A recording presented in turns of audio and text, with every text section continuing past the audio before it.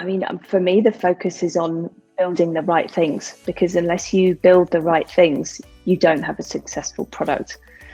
The right things, because you can always iterate later. And the most important thing is to validate, and you don't know if it's right until you build it, and then you can iterate and improve after it's been built. How you build it, I think also depends on where you are in the life cycle.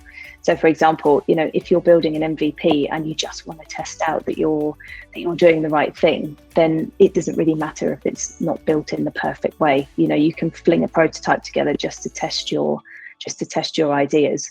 And then as you go, if your prototypes seem like they're getting the traction that you want and that they're getting the results for the customer that they want, then you can start to focus on, okay, how do we scale this? And then you have to focus on thinking about things like non-functional requirements, making sure that, you can support it, that your customer services team understand it, that it's actually going to, and that it's actually going to work.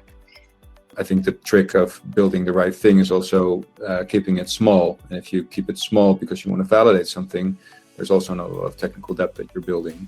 Building the right things and building the right things right. So the latter part of what you were saying, I would say, is primarily the responsibility of the developer and the development team in the end.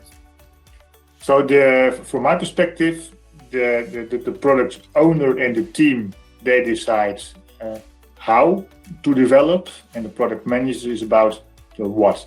So the product manager looks in the future, what is needed to meet the future requirements or demands.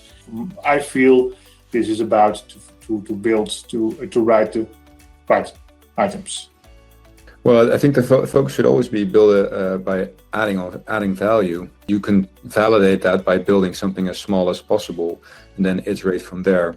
At the same time, you can always test something quickly, knowing that you have to then build something in a different way later, if that's what you're planning for.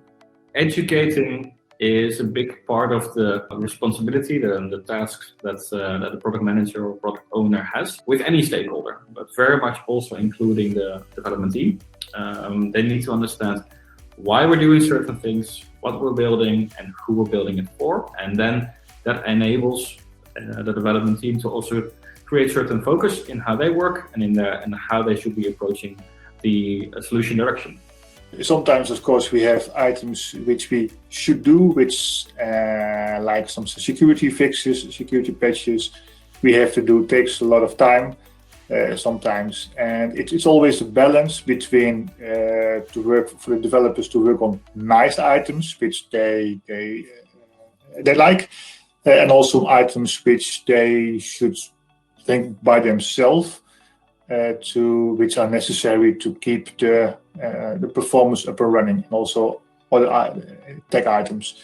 So every quarter within FRISS we do a quarterly planning, and I gather input from all kinds of stakeholders. So from our customers, but also from our sales, also from our consultants, but especially also from our developers. I also explain to my other POs what my planning is, so we can reflect on each other, and then I feedback also to the development team, so that I really care about the items they bring to me, and that we will do some items and we will spread it in time, and also some items I foresee there is no business value for us as a company or for our customers.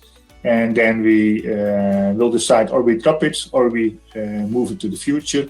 But it's very important also to know the ideas and the feelings of the development teams, because these are the guys and girls who have to develop. So these are one of my most important stakeholders.